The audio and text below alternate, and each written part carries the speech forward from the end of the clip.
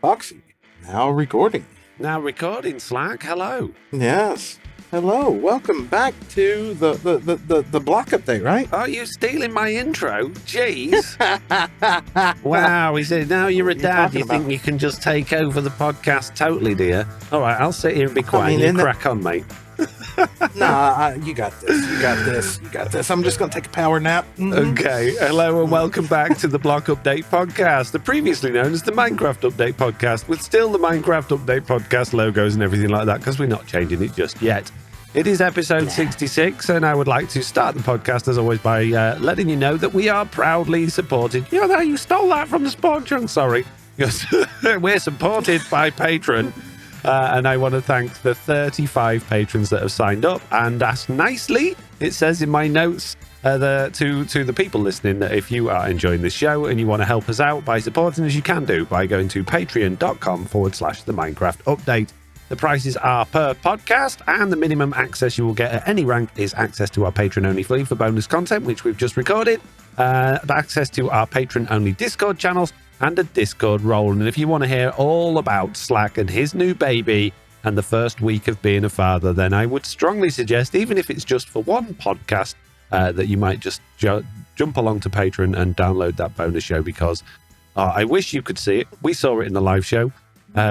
But yeah, you'll hear all about it. And you might even hear some baby suckling noises as Slack was feeding his baby during that, which was amazing. So yeah, check that out. Oh, geez, Slack. Tell me about it. It's been a week, hasn't it? It has. And now it's time to go into the feedback and see what all of the people thought about last week's podcast, Slack. Are you ready? I was born ready. Mm-hmm. Ms. John says, as requested, okay. Mr. Lizard, I'd love for you to make a video where you build a ghast farm right above Foxy's nether portal. Thanks. Sounds good. I like that. I like that. Maybe that's something we'll look into when I have time to Minecraft again. A human content creator's pace. Yes. Okay. Oh, thanks, Ms. John. I appreciate that. Do you want me to read the next one because it's ridiculously long? Yeah, I will let you handle the next one because it's a good 2-pager. Yep. Okay. Shadow of the Protogen says, referring to what Foxy said about technical support for Asus motherboards, this reminded me that I find it interesting that if you don't have a warranty on a product, any product from most companies like MSI, Razer, Asus, Dell, etc., they refuse to provide technical support. You can ask the community about it, but then you aren't likely to get a good or helpful response. I don't quite understand why they don't, at the very least, help with finding the solution. I brought this up because I wanted to contact customer support at HP so I could find the right strips for a laptop screen that I was replacing for someone. The screen came with strips, but they were hot garbage, and the tabs broke as soon as I pulled them. Didn't take much effort to do that. Couldn't find strips, so I just used command strips, which worked fine. Shadow fainted, Pokemon reference due to the inability to replace his screen. Technical support, even if you've got a warranty, is awful on all those places. And even if you've got a warranty, they refuse to take it back unless you can prove it's broken. And then their process is, okay, you pay to send it back to us. We'll test to see if it's broken. And if it's not, you can pay to have it shipped back to you as it was. And that's not good enough. If it doesn't work the way it should work, you should be able to send it back and they send you another one. Or even better, they should just, send you another one and you send it back. But there's no trust. There's no customer company trust there. It's like, no, we just think all of the consumers are totally useless. They're all wrong, so we're not going to even try. And it's so wrong. It's so wrong. Yeah, I had a couple incidents over the last 2 years where I had to have something replaced. And actually, I've had decent responses with it. I've literally gotten what you wanted there. They're like, we'll just send you a new one. Just throw the other one away if you want to.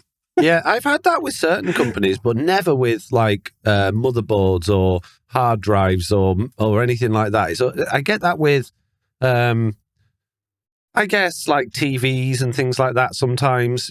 But that's normally through the store rather than through the manufacturer, which is difficult to do.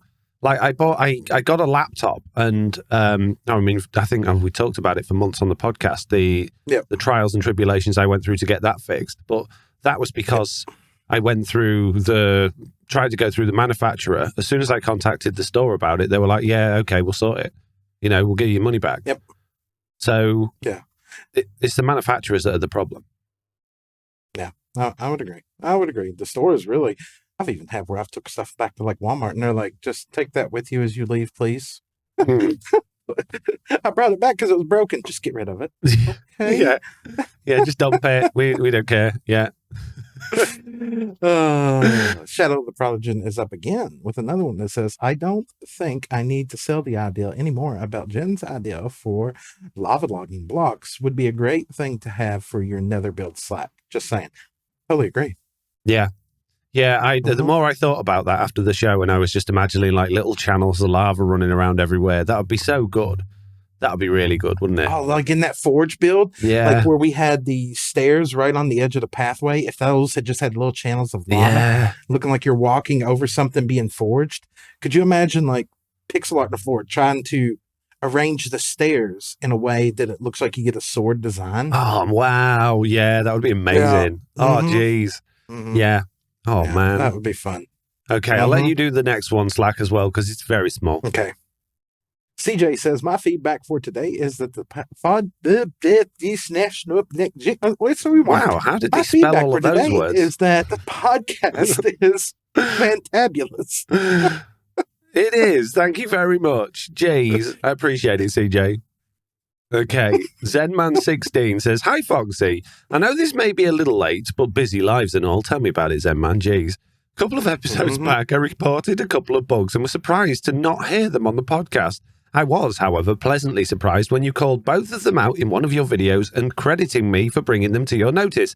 I later sat down with my son and rewatched the video, and the look on his face at hearing my nickname on your video was amazing. That really made my day. Just wanted to say thanks.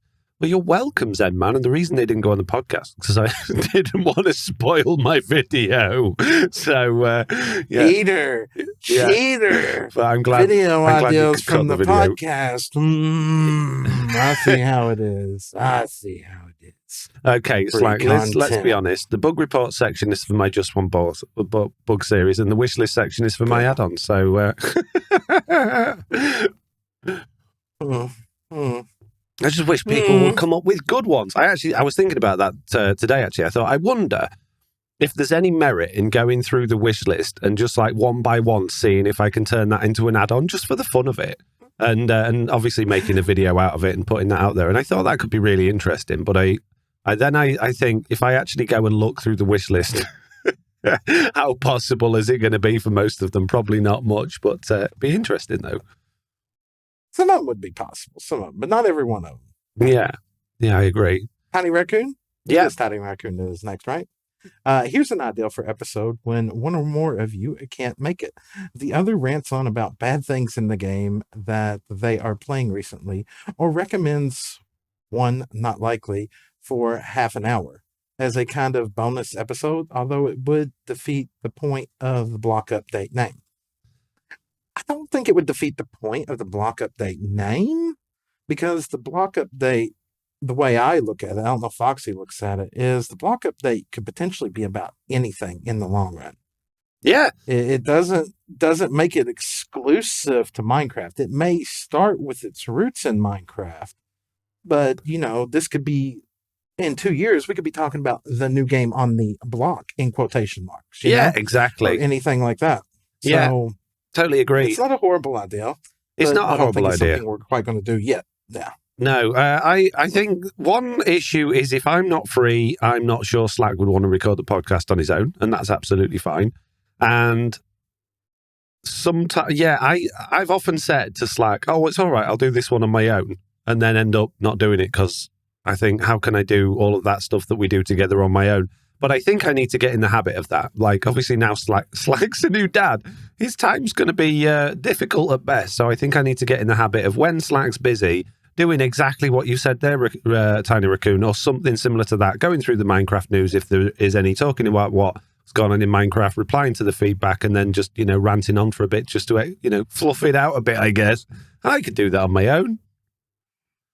I told you, I'm committed. Unless I'm in the hospital or something, emergency's happening, I'm here.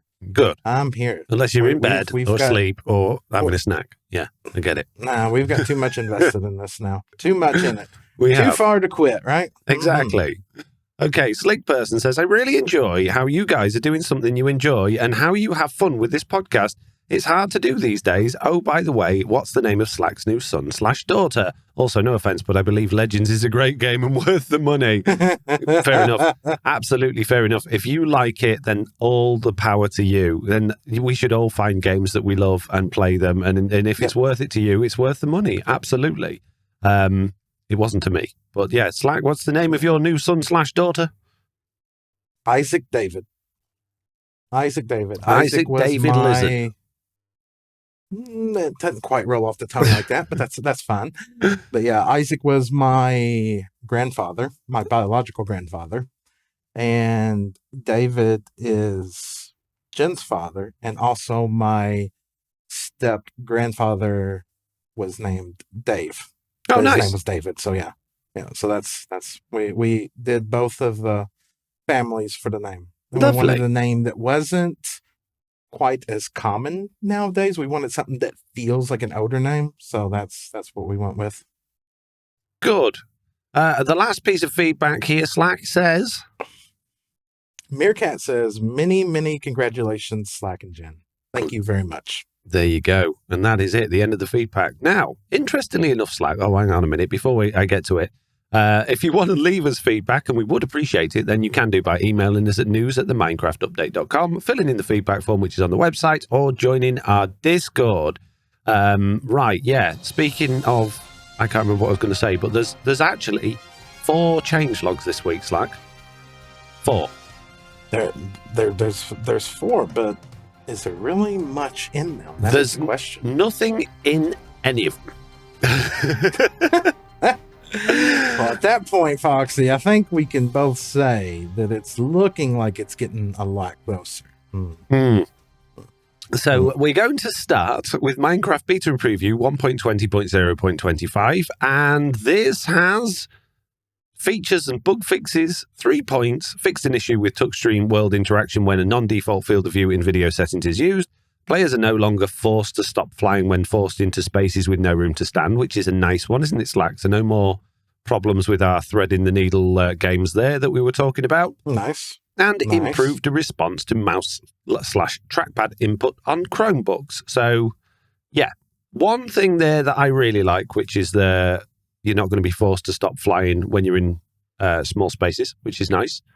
So you'll still be able to do like sliding on your belly, mining and that if you want to, or flying through small holes. But otherwise, not much there. Okay. Yeah, I'm looking through the amount of changelog here, and there's a lot of things, but they're all trivial. Yeah. Which takes us on to Minecraft Java Edition 1.20, pre-release 2 and 3 and 4 and 5. Pre-release 2 has a couple of technical changes. Now, this one I find interesting. Now, I was watching Izuma's video before I saw this changelog, and he talked about this. Item Minecraft Air can now be used in datapack recipes to denote an ingredient that will match an empty slot. However, he basically showed a crafting table with a grid, and he was like, you can set this crafting recipe. If you want a gap there, then you just say in the recipe that's Minecraft Air. But it says the following recipe types, however, do not allow for an empty ingredient. Minecraft crafting shape, which is your crafting table if you want a shaped one, so you can't use it in what he said. Right. Minecraft crafting shapeless, which is where you just have any ingredients anywhere and it'll give you it. Smelting, blasting, smoking, campfire cooking, and stone cutting. So the only other recipe that I can possibly think exists is the new smithing table recipe. But there's only 2 slots in the smithing table. There's nothing for air. Well, I guess if you just wanted a recipe that had one item and not like a jewel or something in it, I guess. But it's weird. So unless I'm missing something, I think, it's like, hey, we've done this, but also you can't use it. Yeah, that seems a bit weird. It does. Yeah. So no anvils? No, I can't think of anywhere else. A loom? No. Well, potentially a loom's got I don't know if you can do data pack But recipes for looms. I guess you can. And shapeless though. Yeah, it sounds like anything to do with crafting you can't do it with, though. I don't know. Yeah, right. So really, really weird. So I'd love to know the full list of recipe types for Java Edition so we could see what actually you can do with it. But the only things I can think are, like you said, the loom or the smithing table. Can't think of anything else that has the ability to put items in and get items out. So who No, me knows? neither. Okay, they fixed a bunch of bugs in this pre-release. One important one from a very long time ago is the fact that dispense boats and rafts get stuck inside dispensers. When you would put a dispenser with a boat in it, you would dispense the boat and half the boat would be still inside the dispenser block, so they wouldn't actually go into the water you wanted them. So they've fixed that, and there's a whole bunch more. And yeah, we're not going to go into that detail. So if you want to see all that detail, the links to the changelogs will be in the description below, so check those out. Which takes us nicely on to pre-release 3 and 4. Now, pre-release 3 and 4, basically they released pre-release 3, realised it was totally broken, and then released pre-release 4 with the fix to whatever broke it. And there is nothing in here at all other than bug fixes. So, again, bunch of bug fixes, which is nice. And then there is pre-release 5, which changed the uniform font to version 15.0.3 instead of 15.0.01, and a bunch more bug fixes as well, which I don't really see anything of massive interest in. So that's literally it. Jack-o'-lanterns can be placed on player or armor stands' heads without commands. You can put Without a appearing the jack-o'-lantern blur. on an armor stand? Without appearing the blur. Well, Yeah, you should be able to put jack-o'-lanterns on armor stands, shouldn't they? Because it's a helmet. I did not know that. Really? I suppose Yeah, with the one with the torch in. I don't know. I've never tried that. Yeah, me neither. That's Yeah. Okay. Fair enough. Don't know. Anyway, yeah, that's that change log done. Which is that's literally it for the news. And there's not really been anything going on with Minecraft that I've seen or heard this week that's worth talking about. I mean, last week we had a better RTX, and this week there's very little. Have you tried it out yet? No, I haven't. Like I say, I've tried it. I got it. It's nice, Foxy. It's really nice. Is it? Yeah. Yes, and it works good with version switchers too. Oh, that's good. Then I have no issues with the version switchers. You just if you want to run a different version the first time. So say TB's on I don't know, .63 and Slackville's on .81. If I load up the first time I had to load up a different version, I had to run the thing again just to get it set up, but then it keeps it and it's not an issue at all. Oh, that's good. It is so much smoother. It is so nice. Yeah, I definitely want to check it out. And I still need to get back in touch with Mad Lad about hosting it as well for him as well. So yeah. But yeah, as I said in the bonus show, I have took a week off this week to focus on other things. So no, Minecraft's been a little bit out of the window, but hopefully it'll be back again live and kicking next week. Although that being said, it's half term next week, which means I've got my kids all week. So we'll see. We will see. Yep. Jeez. Same okay. That's the end of the news. It is time for the Bugdate. Slack, you've not played Minecraft this week, have you? Very minor. I mean, I did, but... Do you have any bugs? No bugs, because I went to better RTX and everything's worked fine. Oh, okay. Yeah, so that's us with no bugs this week. So we'll go straight into the community bugs then. Starting with Robo Rufus, who says, now these first two are together. You can see banners through nether portals as if there's no nether portal there. Minecraft these days, thanks to the pod Flobby Sand Slab. And then me as John replied with saying that's been a thing for a long time and posted a bug report. And yeah, I've seen that a bunch of times. You can see them through basically any semi-transparent block, which is a bit weird. Yeah, the thing I don't like about banners is the fact that you can't view them in RTX. They're just one color. That's very annoying. Yeah, because they didn't finish doing RTX. It's like, oh, we finished, but what about these things? I really use banners. Right. No one needs banners. It's fine. We're only doing a showcase for NVIDIA anyway. It's fine. It's fine, guys. Yeah. Lemonade is up next and says, when I hit something with my trident, it does the same damage as when I throw it. This also works with impaling tridents. That's how I expect tridents to work. Yeah. Yeah, I don't expect that to change. No. I mean, I guess if you're throwing it, you would expect it to maybe do a bit more damage because you've thrown it, but I don't think that works in Minecraft. I think if you just hit something with the trident will do a certain amount of damage. I know with bows... Yeah, unless you maybe get a critical. Yeah, with a bow, the more it's charged, the more power the bow will have, and that will affect how much damage it does. But that's different because you charge a bow. You don't charge... Do you charge your trident? I don't think you can quick tap it. I think you have to completely pull it back. That's what I thought. So, yeah, I don't know. Maybe it is a bug, but that's how I would expect it to work, to be honest with you. That's how I would expect it to work unless you got a critical hit, aka a headshot. Yeah. Well, you don't get headshots in Minecraft, do you?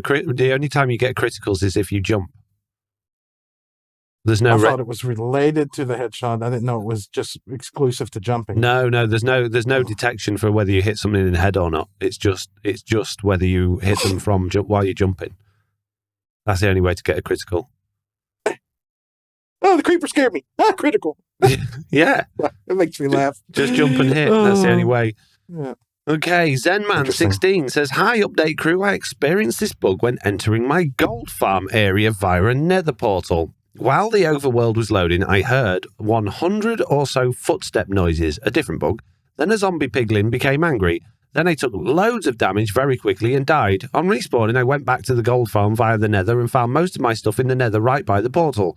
Then I entered the gold farm area again, and there was a lone piglin. Thankfully not angry this time. Most annoying part was this was my netherite axe was nowhere to be found." So you've gone into the gold farm area through the nether portal. While the overworld was loading, you heard footsteps, and then as the zombie piglin became angry, then you took loads of damage and you died. It sounds the summary of the bug report, though. Yeah. Players can spawn in and take damage or die before the world loads correctly. Yeah, so I've had that before. I've gone gone through the overworld and been killed before. I mean, magma cubes do that to me. You know, you're loading in and they'll rip you apart. Yeah. So you basically got to protect your nether portal or spawn proof around it if you're going to have a nether portal, because that's just one of those things. It's ridiculous, but it is one of those things. It would be nice if when a player has traveled through a portal or loaded into the game that they got like 10 seconds of invincibility like they do on Java Edition. That would be great. Yeah. But they don't. It's like we've tested it many times with me and Jen on TB, because there's that extra delay getting onto the server because of the pack. Yeah. But your player will appear a good 5 to 10 seconds before you, but you're not actually in until your player, it just auto jumps every time you load in. So like you join the game and you'll be standing there for a good 10, 15 seconds sometimes before you're actually in. So in that time, you could get killed by a mob. Yep. Annoying. Oh, just going back to the crafting recipe thing, Meerkat in the live questions channel for some reason, instead of the live show chat channel, says, according to the wiki, there is crafting special. Well, what is crafting special? We need more details. I don't know. Okay. Right. Last piece of feedback then, Slack. Not feedback. Says, whatever we're on. Bugdate. We're on Bugdate. Yeah. Slick person says, in my survival world, whenever I die in the nether and respawn, I respawn by my bed shaking. I can't walk, mine, or place blocks or hit my dog. After a few minutes of shaking stops and I can walk again. Why do you want to hit your dog? What are you doing hitting your dog, Slick person? Yeah, I'm confused. Maybe. Violence is not the answer. Maybe because you've been hitting your dog so much every time you come out of the nether, right? Or you respawn, the game's like, no, we're not having this. It's not on. Yeah. No, if you go to the end and you come through the end portal and go back into the overworld, I will shake for a couple of seconds. It'll be dark. It'll be really dark and shadowy, and my character will shake, and then I can go. So I have seen that from my end. I guess your version is extended, maybe device, platform, lag, ping, maybe. I don't know. But it only happens for not even a whole second, I wouldn't have thought, when it happens to me. Have you had that, Slack? Never noticed it. I've never noticed it now. No, it's a weird one. I think I I showed it at one of my Just One Bug videos as a weird. I was doing I was showing off first of all, the main bug was the pushing pistons through each other. And then I did the bonus bug of the Ender Dragon being it's all of animation glitchy. And then I hopped back through into the overworld, or maybe it was when I hopped into the end. I can't remember whichever way round it was, but I noticed it was dead shadowy and my character was just glitching. It was really weird. So, yeah. I noticed my camera's glitching really bright. Yeah, you've got really bright. The sun is shining on Mr. Lizard today. Jeez. Excuse me, camera. Here, auto adjust, please. Okay, thank you. So, that is it for the bug date, and we are 25 minutes in. It's going to be a short one today. Yeah. If you've got a bug, let us know. Email us, news@theminecraftupdate.com, fill in the feedback form on the website, or join the Discord and let us know there. Okay, it's time. It's time for our week in Minecraft Slack. Actually, I have done some minor stuff in Minecraft, even though it's been the week where baby's born. Well, I can't remember if it was before baby was born or after, but I got the Nether tree farm up on Truly Bedrock, the Nether gas blasting one, and learned that ghasts, fireballs, travel different depending on which direction they're shooting. Oh, okay. Yeah. So, like, if you build the farm, I think it's facing south or west, it'll do fine this way. But if you build it north or east, where the fireball's traveling in a different way, you have to totally adjust one side of the farm. Really? So that's weird. Yeah. Yeah. The fireball's going, I think it's north and west, which is usually the opposite. North and west is usually the way you would expect things to work. Yeah. But if it goes north or west, it's totally almost unpredictable, because there's multiple sets of fireballs. You would think, oh, the gas shoots a fireball and it's always the same. No, there's two different types that it shoots with two different trajectories, and it is a bit frustrating. Other than that, my Minecraft week's been pretty quiet, aside from installing the better RTX and just going back and looking around at worlds with that. It's very nice. So just explain to me how exactly you install that, because I realize it's not just an add-on or a resource pack, is it? You've got to do a little bit of fiddling. So how do you go about installing better RTX? Well, I followed the guide on their Discord, and you install another program which modifies the folder. What is it called? IO bit unblocker. Oh, yeah. And then you just run the script to change and install which version you want. And it'll be like, okay, we're going to install better RTX. Would you like to use this? Would you like to use your versions on the computer, or would you like to download from the server? Right. Would you like to have like extended fog or this or that? And it comes up in PowerShell. Right. Just tell it which ones to do. And after every one, it prompts you over here on this. A little thing comes up and it's like changing this, changing this, changing this. And you have to approve it.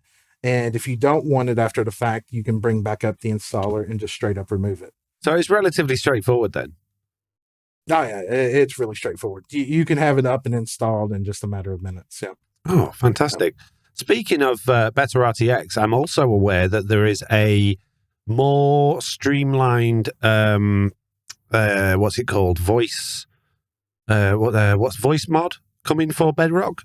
Basically, a guy has spent a lot of time building some software that interacts with Bedrock in a much better way. So it still revolves running a third-party piece of software on your computer that acts as basically like a server, but then you don't need Discord. It just totally interacts through Minecraft, depending on who you're talking to, and allows you to do proximity voice chat basically in Bedrock. So I haven't tried it. I think it's still pretty much work in progress, but it sounds very exciting. Could be interesting. It could be fun for casual play and or streaming. I think it would be not so good for trying to record collabs, but it could be fun. Just off topic slightly, Robo Rufus 7 has said in our live show chat, is it just my headset or is Foxy's audio sound like it's from a phone call with bad mic and speakers? Is that how I sound? Hopefully. No, you sound perfectly fine on my end. Oh, thank goodness for that. I was panicking then. I'm going to have an awful recording to deal with.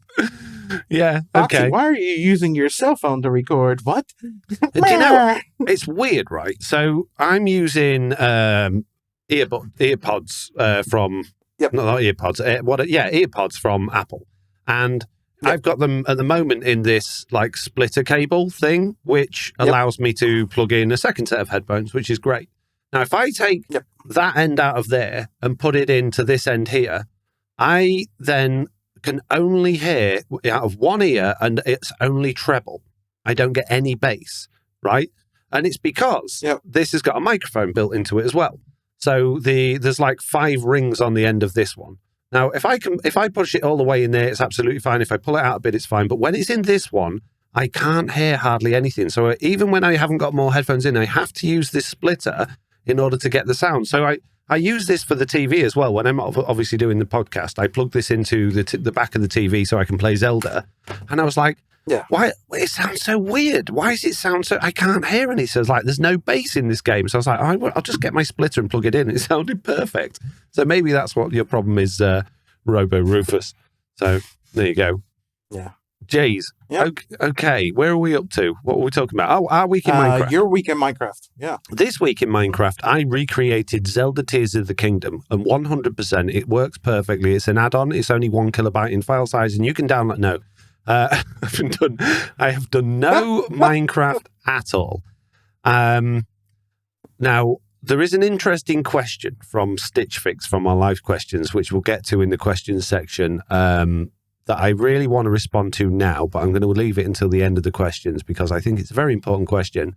But yeah, as I explained in the bonus show, you'll have to listen to that for more detail. There are things going on in my personal life that involve family that are totally private that I don't want to talk about, but they are putting me in a situation where I just want to do a little bit of escapism. And escapism is where I found Zelda. Basically, it came out at the perfect time, at exactly the right time, and I've just been totally living inside that game because it is just totally, it takes you to a new world, and it's not like a lot of games. Like Jedi Survivor was great in parts, but then all of a sudden it'd be like, oh, you're back in the real world because it's just, there's things that take you out of the experience.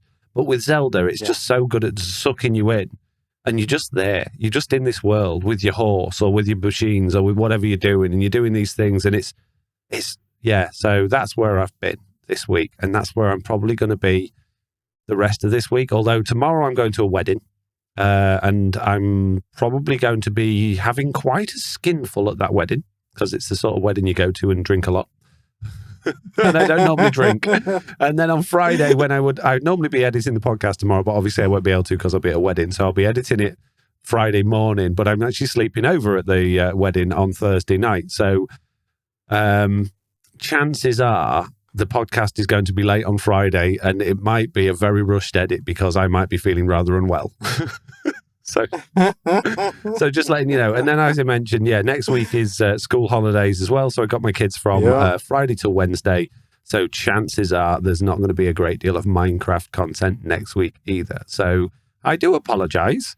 We'll be doing the podcast as far as I'm aware. I don't see any reason why we can't do that. But videos, as I've been trying to become more consistent with my videos, but I've got to a point where personally and just time is a problem. Time is a big problem, but that's not the only excuse. The main excuse is just mood, and I'll explain more about that when we get to the questions section. So that's been our week in Minecraft, peeps, which takes us very, very swiftly onto the wish list. Hopefully we've got a bunch of wishes, which we don't actually, Slack.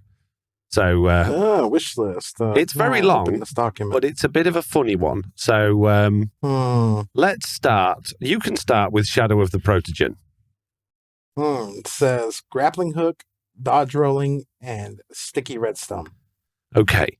Shadow of the Protogen. The idea of the wish list is not to just list the bullet points of what we've already got in the wish list in the good ideas bin. Not sure if you quite picked up on it. Is to come up with a new idea that you think is great for Minecraft and that you want in the game. And then we decide whether or not we think it's a good idea or a fun idea and potentially, put it in the good ideas bin or the fun ideas bin. So all of those things are, I believe, maybe sticky redstone's not. I can't remember if we stuck that one in or not. No, it didn't make it. No. Okay, but grappling hook and dodge rolling definitely are. So yeah, they've made it. Yeah. So anyway, following on from that, me as John says, don't forget the copper hopper. And Tiny Raccoon says, copper hoppers and copper droppers. What about copper fish, copper floppers? And Rotated Alpha says copper parrots, and when you put them near a jukebox, they could become a copper bopper. Copper shears, also known as copper loppers, copper hoses, copper croppers, copper horses as copper clip cloppers, copper sponges as copper moppers, copper fireworks as copper poppers, copper helmets as copper toppers, and copper giants as copper whoppers. The real dill pick chipped in with copper candles as copper cake toppers, copper trapdoors as copper flip-floppers, and Rotated Alpha then replied with copper buttons as copper start stoppers. The real tail pick replied back with, of course, none of these will replace the copper proper, to which Rotated Alpha replied, copper stalactites as copper drip droppers, copper axe as copper choppers. Squirrelicia says copper wandering trader as copper shopper, and copper Jeff as copper developer, and copper shield as copper stopper. Meerkat chimed in with copper bucket as copper slopper, and Slack Lizard came in with copper banhammer, which didn't really rhyme. Copper stopper. The copper stopper.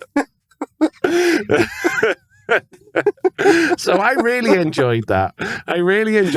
None of those are good ideas. Actually, they probably are. Why not have all those things? Why not have copper everything? That would be so funny. If Moyang just went, right, you can have copper everything. Copper stopper. Yeah. But no. If you approve copper stopper, we can have the rest. I don't think we need to go through each one of those and decide whether it's a good idea, but I just thought it was hilarious. And this is why, if you're not already part of the Discord, you should definitely join in, because silly things like this happen and it very much makes me smile. Yeah. Okay. So. Do you want to do Robo Rufus? Sure. Robo Rufus 7 here says, I think they should add a new table for banners and capes and elytras. It would be called the drawing table, where you would... What you would do is grab your Elytra, then walk over to the drawing table and draw any design you want on it. I think that if they found a way to add a little moderation somehow, it would be great. Then they would also add a new armor slot for Elytras and capes, so you could do both armor and capes or Elytra. Thanks for the great pod, Robo Rufus. That would be impossible to moderate, because you can't moderate pictures. You can. Google tries to do it. Like, I've uploaded YouTube thumbnails before, and it's like, you can't upload that because we think it's got like rude pictures in it. And I'm like, it's the Minecraft character like catching a fish. What are you talking about? So there are things out there that can look at things, use artificial intelligence, and try and determine whether it's rude or not. But with a pixelated game like Minecraft, that would be almost impossible to do. It'd be very difficult to stop people writing stuff on there that was inappropriate, drawing pictures of things that were inappropriate, and just totally misusing it. Then just think of all the problems they have with the text moderation. You imagine trying to assess whether each pixel you've drawn on your thing was appropriate or not. It would be just an absolute nightmare. And the actual load it would put on the game to have to deal with that would be a nightmare. As a idea, the drawing table, well, we've already got a loom, which is for banners, so why don't they just, if you're going to do that, and they did have a system for moderation, why not just make the loom able to put, patterns on capes and Elytra rather than being able to actually draw on it? That would make more sense. Yeah, that would make the most sense there. I agree. And I actually wouldn't mind that. I wouldn't mind if Moyang says, okay, I don't think they should allow people to make capes. I think capes should be special. But I think if they said, okay, we're going to allow you to put patterns on your Elytra the same way you do with banners, and you're going to use the loom for that, then I think that would be potentially a good idea. Yeah, if it was changed like that, yeah. Yep. Yeah, you up for that, Slack? Yeah. If we can do it the same way as... like whatever we make that can go on the shield, we could also put it on the Elytra. I'd love it. Yep. Yeah. Okay. Well, there you go, Robo Rufus. It might not be what you wanted, but it's what you've got. So, yeah. Deal with it. Yeah, exactly. Lemonaden says, bandages. They remove 10 seconds of a harmful potion you're affected with, and they can be stacked up to 16 bandages. It can also regenerate half a heart. I think it should be crafted with leather and spider silk. So let me understand this. You've taken a harmful potion and you've got a potion effect. Then let's say it's harming or something. No, something that lasts a long time, like the wither effect. You put a bandage on, and that removes 10 seconds of the thing. Now, when you said they can be stacked up to 16 bandages, I'm assuming that's when you carry them. So when you use a bandage, does it just instantly be used and it's gone? And then you can use another one to like keep spamming to remove the effect? In which case, you're basically just, I don't know. You would. I don't think it should be stackable. You would expect, well, if it's not stackable, there's no point because you've got a bucket of milk then, haven't you, at the end of the day? Or just a pointless bucket of milk if it's only going to remove 10 seconds. I think a bucket of milk totally gets rid of it, but they're not stackable. Whereas a bandage, if it's only going to remove 10 seconds, I don't see why it couldn't be stacked. But my issue is, you would expect a bandage to be warm. Sorry. You misunderstood me wrong. I didn't mean like not stackable as in stackable. I'm fine with the stack of 16. I mean, I can't just spam 16 bandages back to back and get a minute 60 of no harmful effects. Well, I think that's what I'm trying to get my head around. When you wear a bandage, you would expect the player to visually have a bandage on rather than it just to be like an item that's just instantly used and then gone and then you can use another and use another one. Because if that's the case, why bandages? Why not just have another potion that does that, or have another like a consumable, almost like in other games where you get a med kit or like a stim pack or something. Say again? Like honey? Yeah, something like that. So, but I quite like the idea of it because if you've only got, I don't know. I think it would be nice to be able to make like a med kit that would allow you to reduce the issue rather than just wipe it out with a bucket of milk. But I like the implication of it. I don't mind the stack of 16. I think that's good. The crafting recipe, could be adjusted. I just think that when you apply a bandage, let's go with regeneration right now. Regeneration with axolotls is broken because you can set them up with a trident killer near a guardian farm and it stacks indefinitely. Okay, so if you put a bandage on, it gives you 10 seconds. And then let's say you get down to 7 seconds and you decide to put a bandage on. Instead of giving you an additional 10 on top of that, giving you 17, it resets it to 10. Right. So as long as it only did 10 seconds at a time and you couldn't stack it, I'm fine with it. So you have to wait for that 10 seconds to be done, but then it wouldn't. How could you not stack it? So you're in the fight with the wither. You get withered. Yeah. No. You can stack the item individually. No. I mean, you can have a stack. How could you not just keep using them? Is what I'm saying. Unless there's like a cooldown. When it used it, it cleared it. It would just reset the effect. No different than if you drink a new. Some potions do that, don't they? When you drink them, it just resets it instead of adding to it. Yeah. Like if you drink a night vision potion, you're not going to drink 2 and get 6 minutes. You drink 1 and you're 2.5 minutes into it. It's just going to reset it to 3 minutes. No, I think you're looking at this the opposite way around to me. I'm thinking of you get the wither effect, and let's say you've got a minute's worth of wither effect. You use a bandage, and it goes down to 50 seconds. You use another bandage, it goes down to 40 seconds. You use another bandage, it goes down to 30 seconds. I think there should be some cooldown. I think there should be like in that scenario, it should be like maybe it takes 3 seconds before you can use another one, a bit like an ender pearl or a chorus fruit or something like that. Okay. That would be good.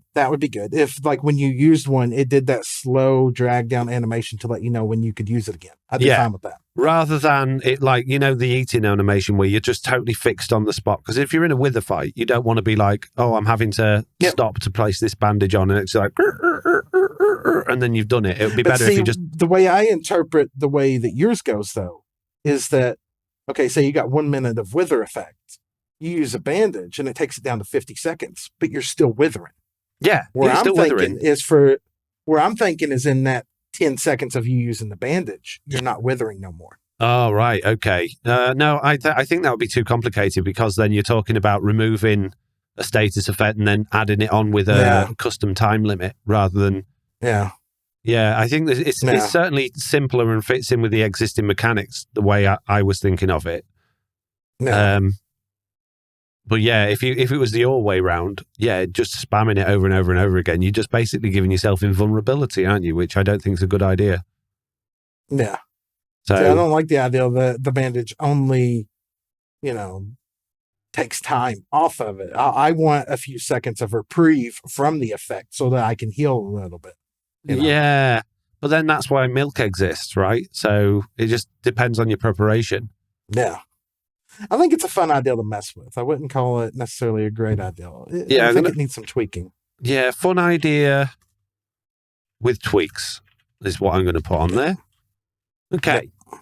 Right. Who's next? Is it me or you? I don't even remember. It's you did Robo Rufus. I did Lemonade, and so is you.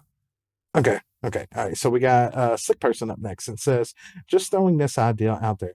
If you shoot or throw something through a portal, it goes through the portal and into the other dimension. For example, if you're almost dead in the nether and need to escape fast, you can throw an ender pearl through a portal into the overworld. Yes. I think I understand that there's you stand in it and there's a cooldown and then you go through, but that was really only ever designed as a loading screen. So yeah. It's a doorway into the other dimension. I don't mind the cooldown for players, but I absolutely think you should be able to throw an ender pearl through and then appear on the other side, even if there's a little animation as you go through. But yeah, I can actually find it useful because I had a situation here a while back where I needed to fire an arrow through to hit a target block on the other side to trigger something when I went through. So yeah, I could be down with that. Yeah, because I mean on Java, you can throw snowballs through and catch them on the other side and keep the chunks loaded, can't you? Because as soon as something goes through, even a projectile on Java Edition, it loads that area of the nether to process it. We don't have that on Bedrock Edition. I think the way things have been optimized these days and the way devices are getting better, I don't see any reason why we couldn't just load a few chunks around the nether portal on the other side. So yeah, I'd be well up for that. Okay. Or even if it's just that single chunk. Yep. Yeah. Nice. Yeah, definitely. Okay, Meerkat says, with 1.20 introducing armor templates, it had been hoped for the same for tools. I guess that means I had hoped the same for tools. However, I had a fun idea alternative. Instead of templates, what if certain key enchants would produce different models/textures? For example, pickaxe current model with textures for all except Silk Touch, which has a variation, and a third for fortune. This would be a nice customization and quality of life tweak. Similar idea could be applied to other tools also. Anyways, great pod. As always, hopefully we can slip this into at least the fun ideas bin. So you're saying there, when you enchant a tool, depending on the enchantment, the texture of the model changes, which doesn't make any sense. If you've got a magic spell on an item, it wouldn't... I mean, magic doesn't exist, but it wouldn't physically change the look of the item, in my mind. And it also, contrary to what I was ranting about, was it in the last podcast or on my last live stream? I can't remember, about the fact that, I think it was my last live stream, so the idea of the armor trims is to allow people to go, I want to look different from everybody else. I like these colors and these patterns together, and I'm going to wear them, and I'm going to put the effort in to find them. And that's great. So it allows you to be unique in the way you want to be. You've got to go off and you've got to pay some money to go and get it done, but it allows you to choose what you want to look like. And that idea was a really nice idea. If you have those tied into what enchantments you've got, everybody's going to look the same because everyone's going to have a fortune pickaxe, everyone's going to have a silk touch pickaxe, and depending on what you're doing, it's going to look like that. It doesn't really allow for any customization, which means what's the point? You're not going to enchant your tool with something you don't want on it, with an enchantment you don't want on it. Oh, the Bane of Arthropods 5 enchantment makes it look really cool. No one's going to use it because they don't want that on their tool. So I don't know if you gave my sword some fire off of it, I'd definitely have flame on it. Or which one is it? Fire aspect. Yeah, maybe. Yeah, but I don't. I think in the scheme of things, your tools, the enchantment you put on your tools, are there to aid your gameplay, not to make you look nice. My issue with the armor trims is that then they went, hey, that was a really good idea, and everyone went, yeah, that's great. Oh yeah, we can all be unique and individual, and there's no pressure for everybody to look the same because all of them are equal. And then they went, apart from the silence one. The silent one's totally different. It's amazing, and it's going to be much harder to get. So now everybody, of course, is going to want to wear that one to prove that they've been to get all of the things they needed to get and do that. So they had this really nice idea, Mojang, of how to make it so that people can customize themselves in-game and balance it. It was fair. And then they threw in this, but everybody should have this one because it's better. Yeah, that's not cool. Not totally cool at all. Why? What a contradictory thing to do. And don't get me wrong, the silence trim looks amazing. That's the one I want, but so will everybody else. And that's what everybody's going to look like. So, yeah. Right. Okay. The last one then is from Slack. Flash says, iron pipes to replace hoppers in the middle of a hopper chain to transport items without looking above them for new items to pick up. Would just use iron rather than needing a chest. Yeah, I'd love pipes. Absolutely. I've always wanted pipes in Minecraft. Ever since I played modded and it had pipes in it, I want pipes. Always. I don't know if it would be too... I don't think it would. I think if they added pipes in vanilla Minecraft, I would be all over it. The stuff I would be building would be incredible. It would make me way more interested in doing redstone stuff and storage systems. Because one of the reasons I hate storage systems so much and I don't build them is just the faff about with like how many hoppers you need and the lag it creates and this, that and the other. If I can have pipes, I could have such intricate and interesting systems. Yeah, but aren't they going to just generate the same lag? No, because they're not looking for items. The problem with hoppers is if you have a hopper line that's just a line of hoppers taking something from one place to another, you've got a chest on it at one end and at the other end there's another chest. Every single one of those hoppers is looking for items above it. A pipe is only going to look... storage container. Well, let's take a chest, for example. Tons of chests cause lag, and are they constantly looking? No. If there's no hopper attached to them. No, they're not. But that's a different kind of lag because that's just tile entity lag because they're effectively semi-entity, which I guess hoppers are as well, and pipes would be. So there would still be lag there. It's not going to be lag-free, but even if it doesn't actually change anything with the lag, I still want them. Okay, you can have them. Thank you. Yay! Mm-hmm. We're getting pipes, babe. It's going to happen. Mojang promised. I'm sure they did. Jeff definitely said it was going to happen. Amazing. Yep, without a doubt. Oh, imagine that. Oh, man, I would be all over it. I would be so into Minecraft if they added pipes. Oh, man. That's like my favorite thing from modded. Just being able to go, I'm going to take that from there and I'm going to put it over here and I'm going to take that from there and I'm going to put it over here. It's amazing. Especially when you add auto-crafting into that as well. But I don't want auto-crafting in vanilla Minecraft because I think that would be too much. But pipes, yes. Anyway. Enough of me getting all excited about something that's never going to happen. If you've got something that you wish was in Minecraft, and then you can ask us to put it in the game, and we've been guaranteed by somebody at Mojang that promised us he definitely works there. We haven't had any proof he does, but he's convinced he does. He says, all of the good ideas that we put in the good ideas bin will eventually get into Minecraft, he says. So, yeah, email us with your good ideas, news@theminecraftupdate.com, fill in the feedback form on the website, or join our Discord and let us know there. And then other people can look at your good idea as well and think, oh, that's a good idea. Mm-hmm. Mm. Okay. We're less than an hour in. And it's time to go into our final section with a handful of questions. So again, peeps in the live show, if you have anything that you would like to ask us, anything at all, then drop it in the live questions now because we're going to be making our way through these rather swiftly, I guess. Starting with Maribel Jade, who I've not heard of before, must be a new listener. No, thank you very much for joining, Jade. New listener. Yeah. Yep. Hello, you two. Concerning bugs, especially the efficiency items showing up in Woodland Mansions, do you ever wonder if someone in Mojang is putting them in or on purpose as silly Easter eggs? Something to get us, players and content creators, talking about the game and making tweets and videos showcasing it. Free advertising. Jade disappeared from camera, enjoying her barbecue chicken, bacon, and pineapple pizza. Barbecue chicken, bacon, and pineapple. That's a lot of things on a pizza. 2 toppings that's all you're allowed. You're not allowed all them. Allowed 2. Yeah, so not she gets the cheese and barbecue tomato. chicken and bacon. Yeah, that's it. Yeah. Okay. First 2 listed is all she gets. Yep. Mm-hmm. I'd like to say yes, I think it is, but I don't think they do. I don't think they would intentionally put errors into the game to get people talking about it. I think they definitely put Easter eggs into the game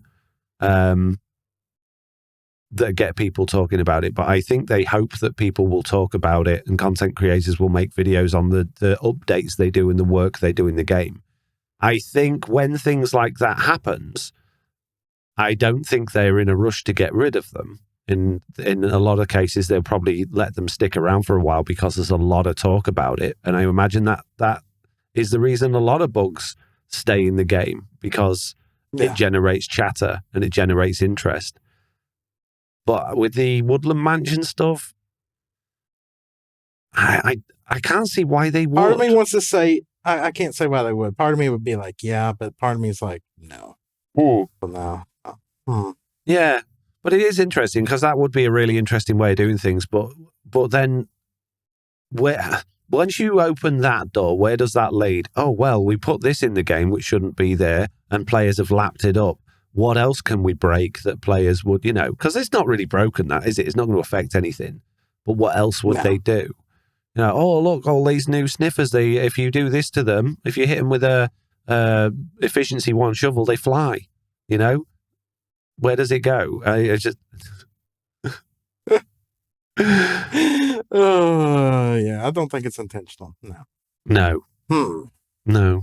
Okay. Some person's up next, Foxy. They've got 3 questions. And they've got 3 questions. Yeah, we'll start with the first one. Let's just say I'm really bad at redstone. Can you explain to a beginner how the calibrated skulk sensors work? Yes, I can. Me personally, I can't because they're not here yet. But Foxy said he can. Let's hear this. Oh, you want actually? Oh, I just thought the question was, can you? In which case, yes, I can. Oh. Yeah, okay. So the way a calibrated skulk sensor works is you get basically you get something that makes a vibration in the game, and you tune a little bit like you do with a comparator the calibrated skulk sensor to that frequency. So basically, once it's picked up that frequency, it will hold that frequency. I can't. Oh, geez. No, I can't. I've forgotten. I thought I knew. I've seen it. I'm pretty sure if once it's unloaded from that frequency, like, it will forget it. But I think the frequency, I can't remember if you, I can't remember now. I'm pretty sure it works like a comparator where you put a certain signal strength into it and it's tuned to that signal strength. So therefore it'll only pick up that frequency. Does that make sense? So it's a wireless comparator. If it's a wireless comparator, yeah, that makes sense. Yeah, I'm pretty sure that's how it works. So let's say you wanted it tuned to the redstone signal of 5, which I don't know what that is. Maybe that's someone's footsteps. I don't know. I'm just guessing, making it up. Yeah. You would put a furnace down or a hopper or something with an inventory with a comparator coming out of that, going into the side of the calibrated skulk sensor, and you would put the equivalent number of items in that inventory to make the comparator output a redstone level of 5. I think. Yeah. I could totally be making this up, but I'm pretty sure that's how it works. It sounds like how it should work, but I'm not sure, yeah. Yeah, check. Because I could be wrong, but I think so. Okay, what's question number 2, Slack? Question number 2 is, when exactly is your name changing to the Block Update podcast, and what will the new email be? The new email will probably be news@theblockupdate.com, I think. The name change, I think it makes sense to probably do it in line with when 1.20 drops. I don't know why. That's just where I've got in my head, because that's not yet, and I haven't done the new logos and things. So yeah, it gives me a little bit of time. So yeah, probably around about then. I just wanted to get people used to it over a while. I just wanted it to be a slow process so that we didn't just lose loads of people as we changed over. So yeah. And the fact that you're asking about the Block Update podcast in the questions means that people are picking up that it's changing, which is nice. It's working. Yep. Yeah, very much so. And the last question from that is, what is your opinion on acacia trees? Do you want to go first, Slack? I love acacia trees. Yeah. Yeah, I have no issues with them. See, I love them. I'm a bit odd with them really because you can have a good old long chat to an acacia tree and they seem like your best friend, but the second you like go and do something else, they're just talking bad about you behind your back, and it really sucks. They're just Really? so Wow. untrustworthy. They're the most two-faced tree. It's unbelievable. I was having a chat with an acacia tree the other day, and I thought we were getting on really well. I was even thinking, maybe this could lead somewhere. And I turn around, and the next thing you know, they're having exactly the same chat with Loy. Now, see, I would disagree on that. I would say oak is the ones you have to watch out for because one day they'll be right there and you know exactly what to expect from them. They're like this. And then the next day they're branching out, talking to other people and just not talking to you anymore. Yeah, they get a little bit big for the boots sometimes, oak trees, don't they? Yeah. Yeah. Yeah. Yeah, and they're Yeah. a real pain when they do that. They really are difficult to knock Yeah. back down Very again. much so. Yeah. Yeah. Mm-hmm. So, While like spruce and everything, they're reliable. yeah, it's a nice, reliable tree. A spruce trees, where they're always straight with you, whereas acacia trees they're a little bit slanted sometimes. They just not always straight with you. Yeah. You think And like you can trust people them. always overlook birch. Birch is always reliable. Yeah, Always. yeah. Or People you say always that, overlook it. but sometimes they're standing on their tiptoes a little bit, and you can't quite reach the top of them, and they're like, "Hey, get back down here." You're having to stack up to get to the top of birch sometimes. Well, they're not as bad as, some of these little jungle trees anymore have decided that they're going to just do random things as well, which is weird. Yeah. Mm. Yeah, and you know what? These new cherry blossom trees, man, they're going to be all over the place. They're going to be nightmares. They're going to be just totally, you're going to go up to one of them and think you're going to have a good time, and they're going to be having a good time with lots of people. Mm. Oh, yeah. Well, it's just as bad as the mangroves, right? Yeah. I mean, gee, I don't even talk about mangroves. All that fluff, and just so little content out of it. Yeah. They are just totally. They're so full of. I don't want to use my beeper button here, but they are. They're just so full of it. Mm-hmm. Yeah. And then no substance, nothing to them. Jeez, nothing to them. No meat on the bone. You think they're so deep rooted, but when you get to the end of the roots, there's nothing there. There's nothing to it, just a hollow facade. Yeah. Yeah. Yeah, so that is our opinion on not just acacia trees, but pretty much all of the trees in Minecraft, I would say. There you go. Speaking of cherry blossom trees, back on serious planet Earth. So there was a cherry blossom trees at a park not far from me that we often take the dog take the dog for a walk at. And do you know what's interesting about those trees, Slack, the cherry blossom trees? What's that? The leaves. You know how my complaint in Minecraft is the cherry blossom trees amazing, but they've got green bits in the leaves that ruin it for me. Yeah. Now, we were having a long walk the other day through this particular park, and there were a lot of cherry blossom trees there, and they're all in bloom, and they look absolutely gorgeous. The blossom was falling. It was beautiful, but there was not a single green bit in any of the leaves. The leaves that are not the flowers are orange. Yep. Not green. Yep. So yeah, the green does not belong. I think there needs to be, some modification to that, and if not, well, a texture pack probably will. Yeah, I was just going to say, I think my Foxy's texture pack might just involve having orange, a little bit of like Albany rusty orange, so much better instead of the green on those little green leaf bits, because that's just totally wrong. Yep, totally wrong. Totally, yep. Okay, the next question we have is from Stitch Fix, but it's not the one you're waiting for. That's right at the end. It says, Foxy, how's your day?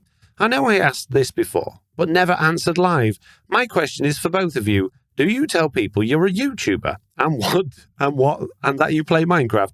People outside your friend group family. Even though there are many adult players, I still find myself giving pause when someone else asks what I play. And then there's a quiz question, which we'll deal with in a minute. I still struggle with that. I really struggle with that. Like when I had the guy from Virgin Media around to put my broadband in. Oh, what do you do? I'm a content creator. Oh yeah, what do you make videos on? Games. All right. And which game have I heard of it? Minecraft. Oh really? Like you're like really reserved about it, but they get all excited. Oh, have I heard you? Maybe my kids have said. Yeah. So I don't think that's ever not going to be weird. I proudly tell people, and people I've yet to meet a person who didn't love it. Oh, really? They're like, what do you do for a living? I play video games for a living. Yeah. No way. Yeah. They always love it. Always love it. We've had a couple people over the last few months come in for little repairs here and there, and they see the computers and they're like, "Are you streamers? Do you do YouTube?" They're just so over the moon. They're always, "Oh, I really want to do that. I really want to do that." Really? Yeah. Oh man, I still think people look down on us YouTubers as like, oh, we're just like you're trying to live a life that you can't afford to live, but keep at it, bro, until you get a real job. That's how I think people think. I'm sure some people do think like that, and then some people think that's what I want to do, and they're doing what I want to do, and I'm glad to see that someone's doing it. Yeah, fair enough. Yeah. The Minecraft quiz question then from Stitch Fix was, who is the original creator of Minecraft after response? Oh, it's Notch, isn't it? Yeah, Notch is where I'd go with that. Yeah. Okay, Meerkat then next, Slack. It says, Slack, you mentioned Mass Effect. Which was your favorite and which was your least favorite? I love them all. 1, 2, 3, and Andromeda. I had no issue with any of them. Apparently, Andromeda was just absolutely full of problems, though, wasn't it? I've never played any of them. Some people thought so, but that's like Marcus Persson, Stitch Fix. Sorry, or something. Sorry, Slack. Stitch Fix says correct, but what's his name? Marcus Persson. Okay. Go on, Slack. Sorry. But that's like when you have a spin-off series, like we'll take Game of Thrones and House of Dragons, or we'll take Sons of Anarchy and the Mayans. People always come into a spin-off or a something and they expect the original. Don't go into it with being the original. I loved Andromeda. I thought it was great. It was a different storyline. I still got to experience the Mass Effect universe and everything. And I am looking forward to the next Mass Effect. If people don't know it, they said they're going back to the franchise. Really? They're going to be making another one. Yeah. It's something I'd love to play. Oh, you've never played Mass Effect? No. Oh, no. Right here. Yeah, I know. Mass Effect tattoos. Yeah. Love that game. I've sunk hundreds of hours into it. A vast universe you can explore. If I had to pick my least favorite thing, it would be the conclusion. For anybody that's played through it, all 3 games, you made decisions, and decisions you made in one game affected things that happened in the other game. Big time in some ways. But at the very, very, very, very end, it literally more or less only affected the color of the final roll of the cinematic. Oh, really? Which was, in my book, a bit of a letdown. Now they did listen because the community uproared and they changed it. But it was amazing. If I had to pick my least favorite part, it would be that, or it'd be starting the playthrough on the first one, because when I started playing it, there was no user guide or anything like that. It's very hard to figure out at first. I would say it's very hard because the first hour or two, they kind of walk you through on what you're supposed to do. And then you arrive at the space station, and that's it. You're more or less just here, go at it. And there's a whole universe out there and you just don't really know what to do. They don't really cue you in on, hey, this is where you go to start this quest and do this, and this is where you can find this and that. The beginning is very hard for new players, I would say. But once you get into it, I would love for Mass Effect 3 to come back remastered and the multiplayer to come back. I guarantee you I sunk over 5,000 hours just into the multiplayer aspect of Mass Effect 3. Wow. Loved it. See, loved it. I think, I might be wrong about this, but I think Mass Effect came out around the same time as a game called Just Cause.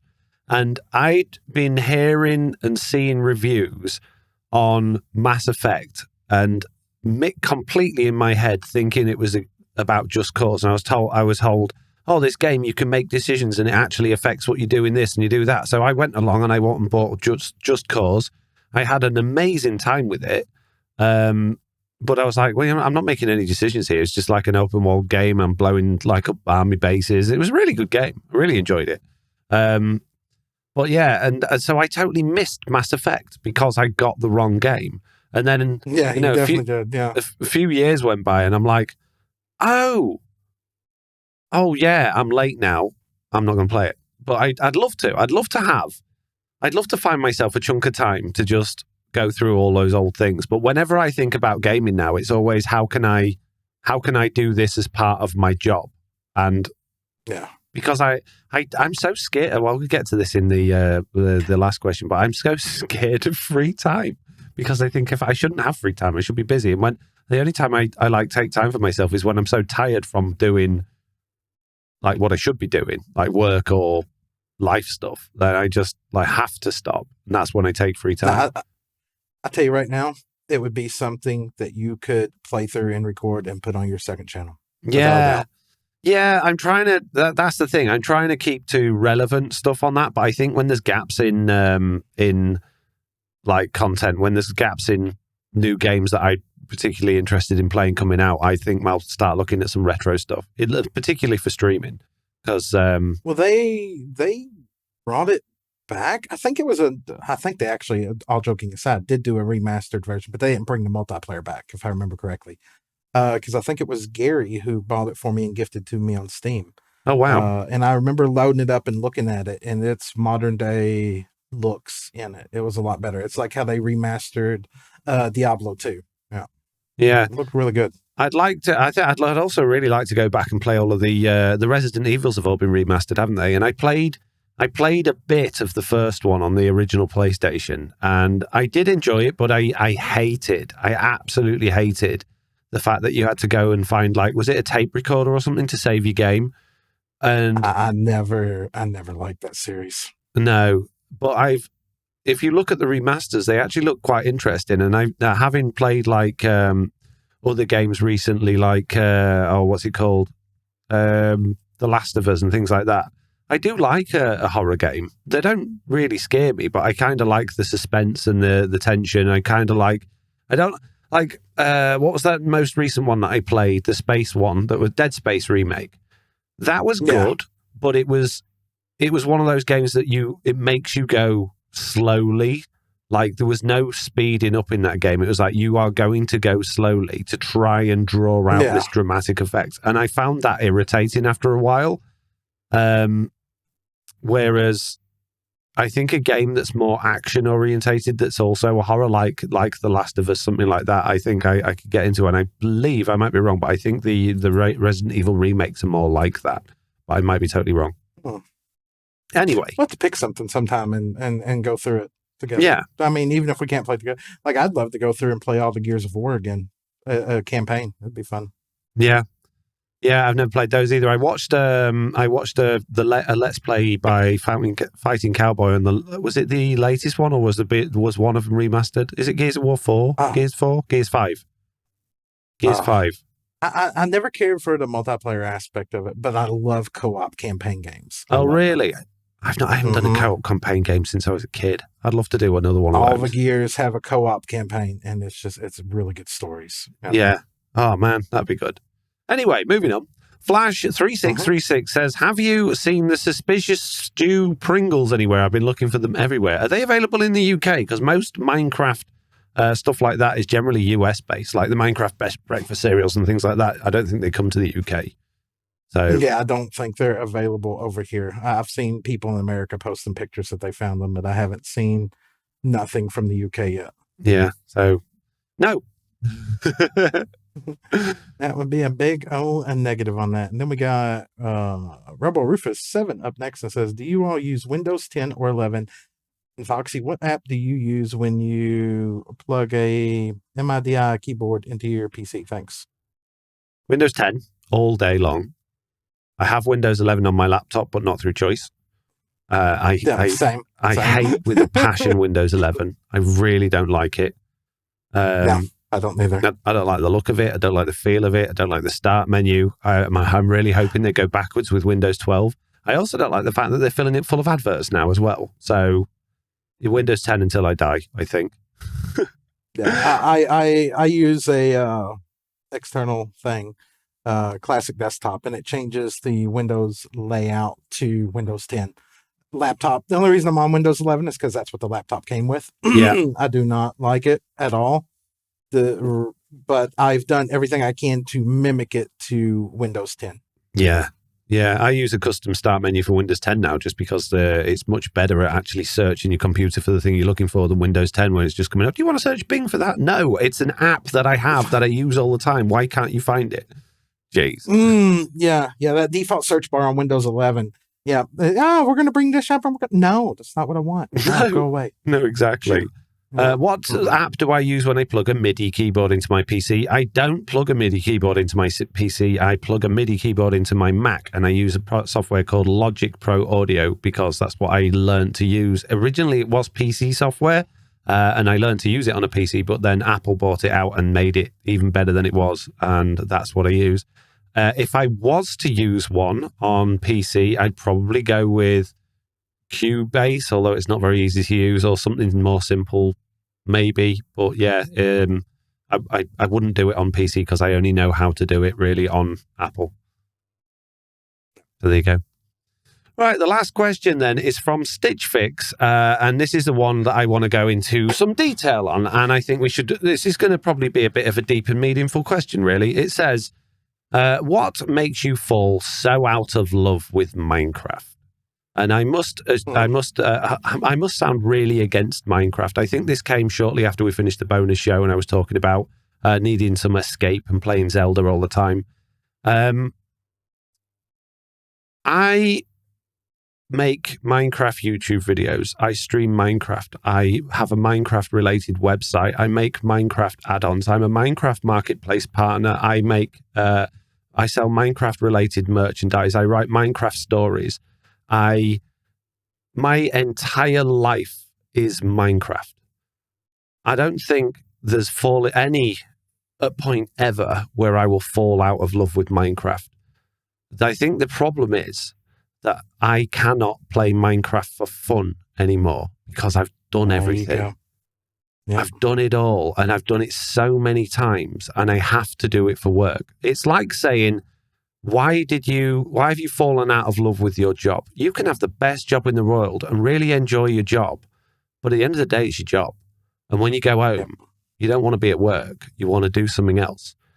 When you're in a mental state where you need to escape because life gets hard, you don't want to escape with things that are familiar, with things that you do every single day of your life. You want to escape into something different and new that is a genuine escape, which is what Zelda's giving me at the moment. The Tears of the Kingdom is giving me giving me the opportunity to not be just doing the same thing over and over again, because that's what I need right now.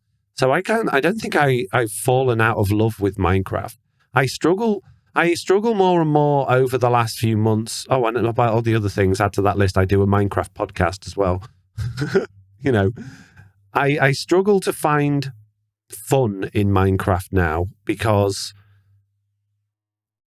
I used to get a lot of fun out of doing mod packs, but they're all the same.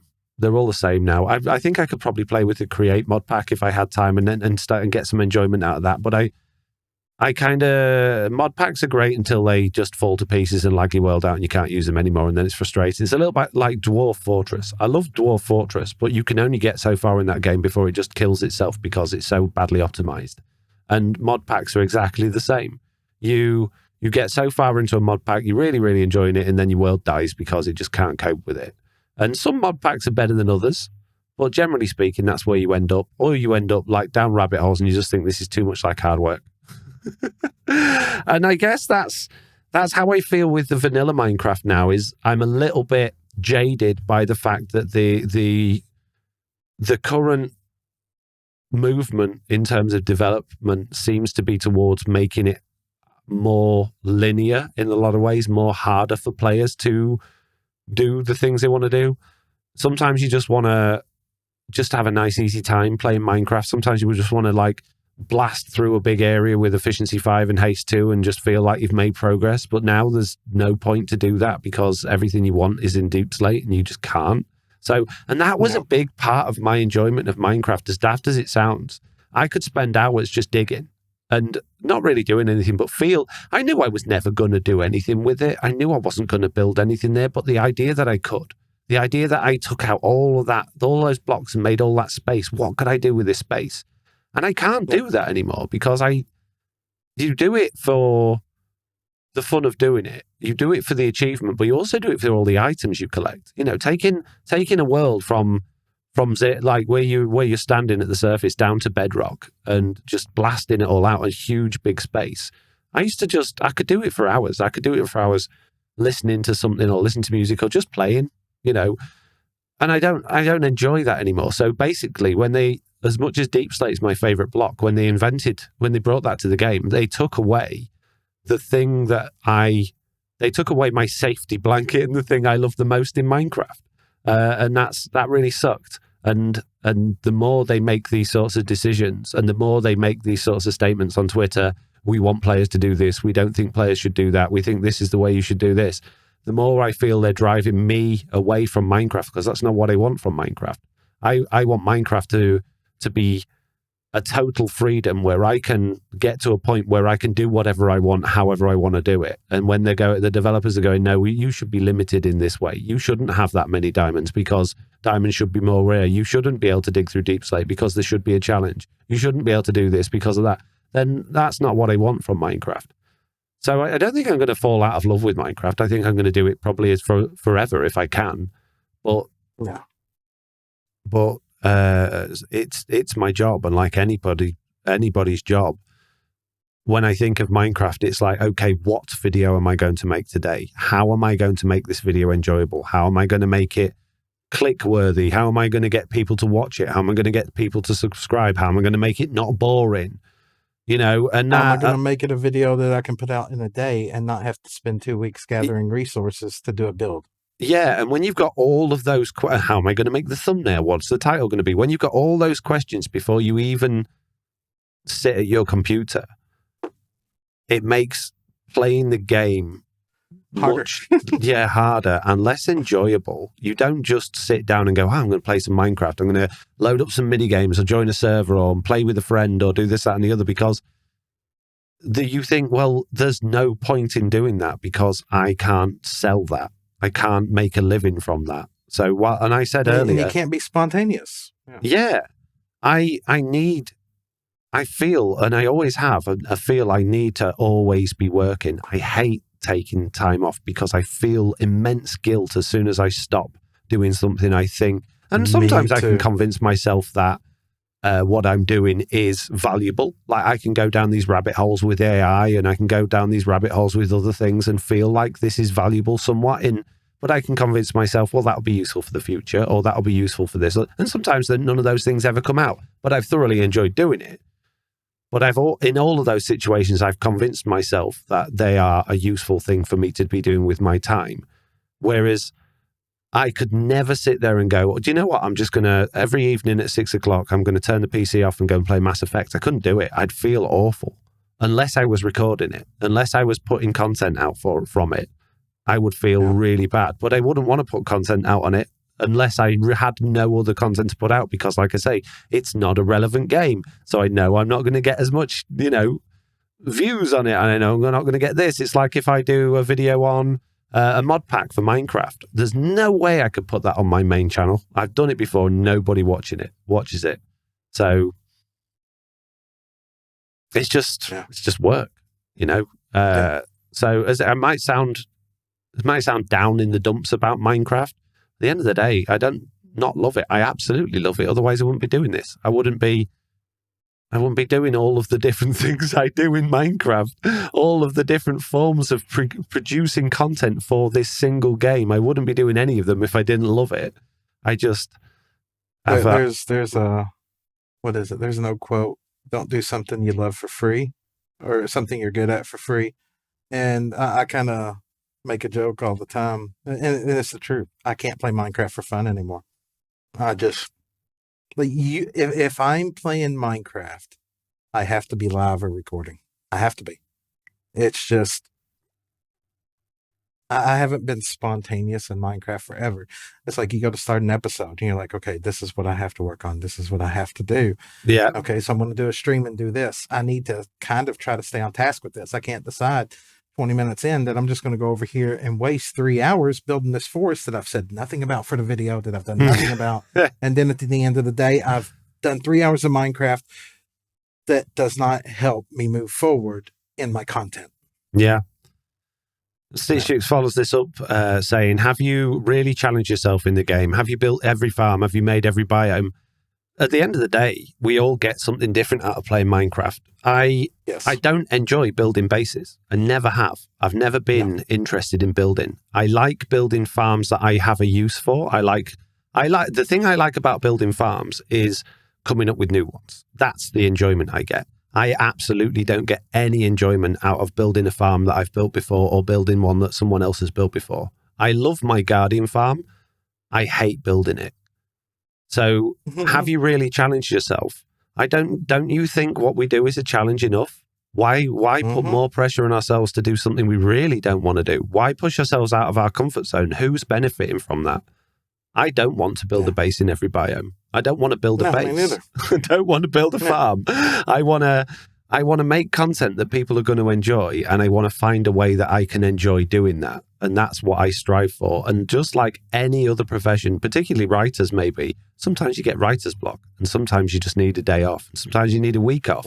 And sometimes when life really gets you down because things are going on that are totally out of control, that you have no idea how to deal with or cope with, you don't want to even think about going to work. You want to think about something else completely. And unfortunately, as might sound down in the dumps, but that's where I am right now. Sadly, I'm on the I'm teetering on the edge of uninstalling it. That's where I am at the moment. Then you ask, have you built every farm? I wouldn't say I've built every farm in Minecraft. I absolutely have not built every farm. But there's some farms I just don't want to build because I can't think of a way of putting my spin on it. Yeah, and that's another thing too. Somebody's like, well, you should build this farm because so-and-so did that. Yeah, you should build that farm that Silent built. Why? He's built it. I don't need to build it. What am I going to get out of building it? He's built it. What am I going to get out of that? Or like if you're designing your own farm, or working on your own farm, or doing your own thing, doing you. Somebody comes in and goes, oh, you should build this. So-and-so's got it.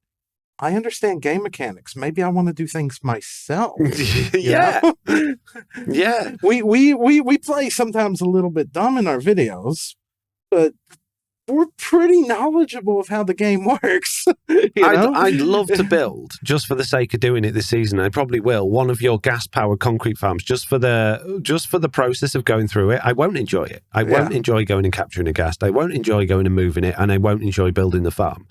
But the process of doing it and knowing that I've done it, I think I'll enjoy that sense of achievement. But the reason I've been putting it off for so long isn't because it's hard. You want to mess with it yourself. But I don't know how to do it differently from what you've done.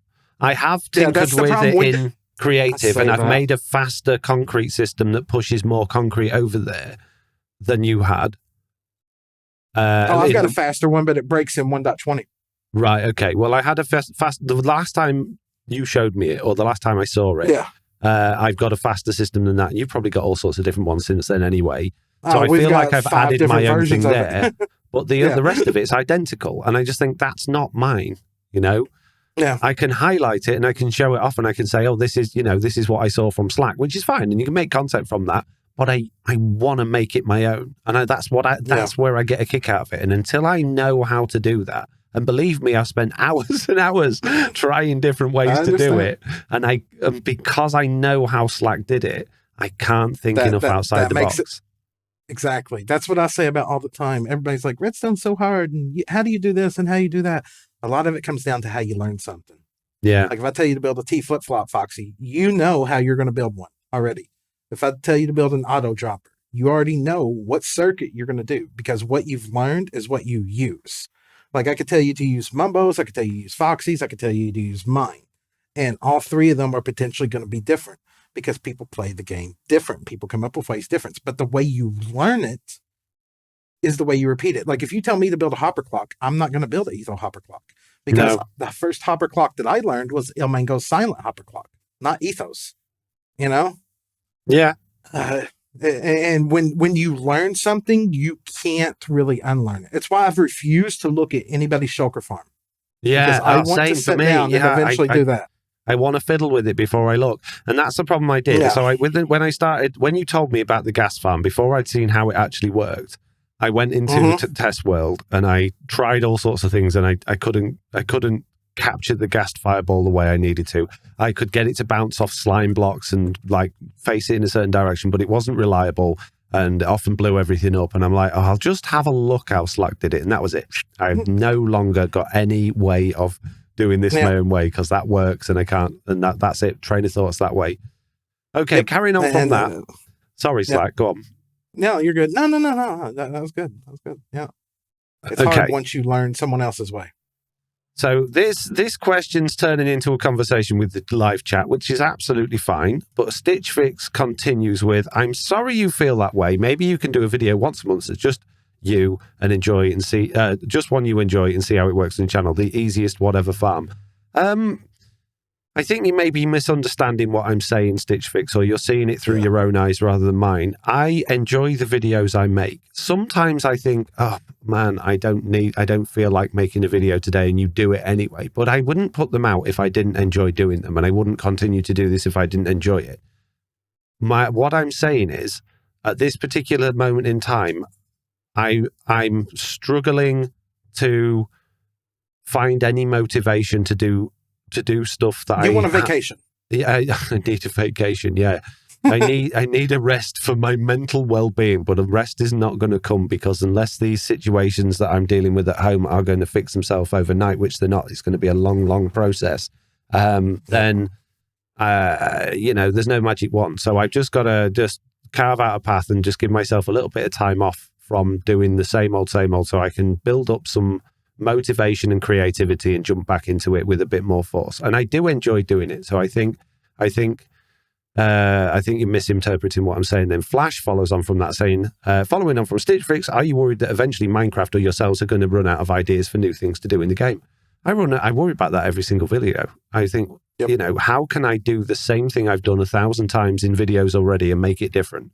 And I think it is about the journey, which is why every single season of Truly Bedrock, I don't build the same base, and I don't go to the same place, and I don't build the same shops, and I don't do this. I go on a different journey every single time, so that regardless of the fact that I'll end up building similar things, the approach that I'll take to them is different. So my videos on Truly Bedrock are not necessarily about the end product. Even if I'm making a farm, it's about the journey I took to get there. And I find that people find that more relatable. I get a lot of comments saying, I really appreciate the fact that you show your videos warts and all, because it makes me feel not so bad when I do it. And that's what I enjoy from it, being, I guess, relatable when it comes to producing videos, rather than just putting out a, hey, this is how you do it and this is how I did it perfectly in survival. Look at me, aren't I great? And which a lot of people do, and very successful channels do that. I go, this is what I want to do. Let's see how we're going to get there. And then you get the finished thing at the end, and sometimes it works and sometimes it doesn't. So it's just one of those things. Yeah. Am I worried about running out of ideas? No, I have ideas. My problem is when I get into a Minecraft project that I lose my passion over. And then it's purely work. Then it's purely work. Like big old nether thing.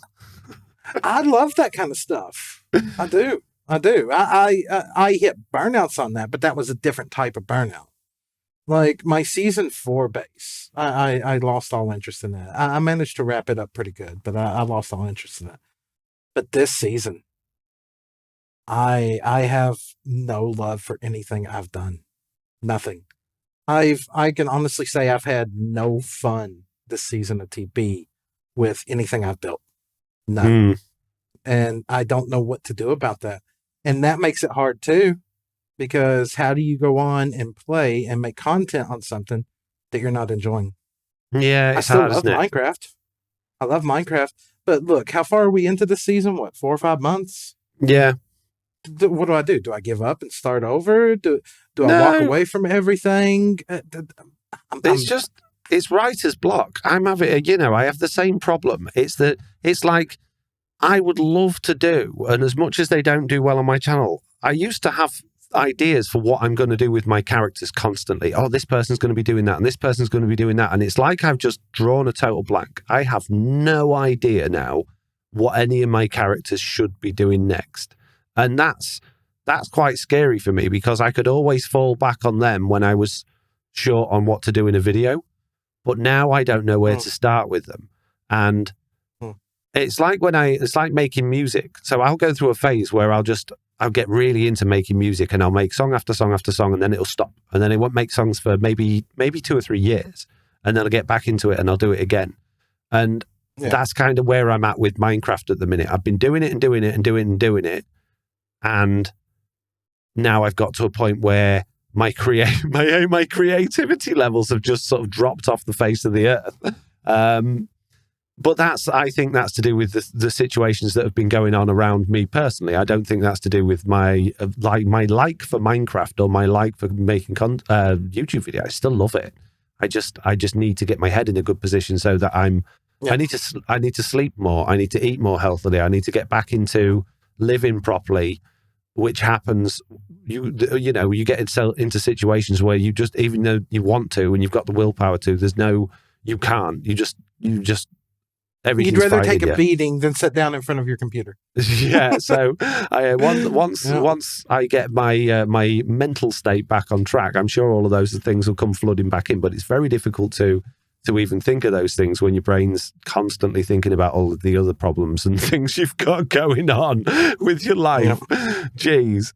And I just want to say, I'm probably building this up like there's some horrendous, like huge problem going on. There isn't. I'm fine. Everybody's fine. There's just I don't know how to explain it without giving any detail, and I don't want to give detail because it's very private, not for me but for family, and it's something that's affecting us at home in a very negative way, and it's very difficult for me to think about anything else but that at the moment. And it's not a nice situation, so it's hard to focus on anything else, I guess, which is why I'm looking for that escape. Because hard family problems is the best way to put it, probably. Yeah, basically. And hopefully at some point in the future they'll get easier, but right now they're not going to be. And right now for the foreseeable future, they're not going to be. So I think I'll get more used to it. It's a bit of a sudden thing. I get more used to it, and that will probably mean I'm getting back on track a little bit more. But right now I'm in the thick of it, so there's not a lot I can do. When you're in the thick of it, it's hard to see outside of it. Yeah, it's hard to see the woods for the trees, as they say. Yeah. But do you know what I can see, Slack? That's the end of the questions. Yeah, I can see the end of the podcast. It's there. It's just on the horizon. All we've got to do is say, if you've got a question, don't forget to email us at news@theminecraftupdate.com, fill out the feedback form, or join our Discord. Don't forget that we are supported by Patreon. And if you're enjoying this, then you can support us by going to patreon.com/the Minecraft Update. Slack, what are you doing this week? Are you doing any Minecraft content? I have no clue. No? Me neither. With baby here and life here, and I have no clue. It'll happen when it happens. I will. It's going to be very difficult next week with it being half term, and maybe we'll get a stream in next Thursday, maybe even some Minecraft videos next week if I get opportunity to.